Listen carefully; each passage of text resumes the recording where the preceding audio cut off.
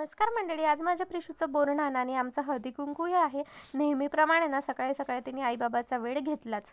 त्यानंतर मस्त पुरणाची पोळी खाल्ली आणि मी पडले बाहेर, कारण मला प्रिशूचा ड्रेस घ्यायचा होता. तिची ज्वेलरी वगैरे रेडी केलेली आहे. आता करायचं आहे डेकोरेशन, म्हणून हे सर्व सामान काढून ठेवलेलं आहे. बघा तिचे फोटोज किती छान छान दिसतात आहे. डेकोरेशन कसं केलं आहे काय, त्यासाठी ना माझ्या चॅनलला फुल ब्लॉग अपलोड झालेला आहे, तो नक्कीच बघा. आणि तुम्हाला कसं वाटलं ते मला सांगायला विसरू नका.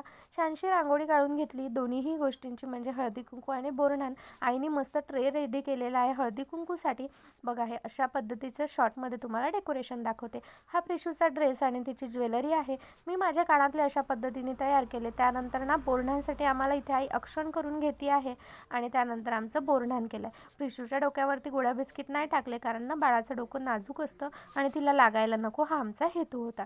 असो, ही आमची बोरन्हाणची टीम आहे. त्यानंतर हळदी कुंकू केलं. चला, या व्हिडिओला इथेच एंड करते. बाय.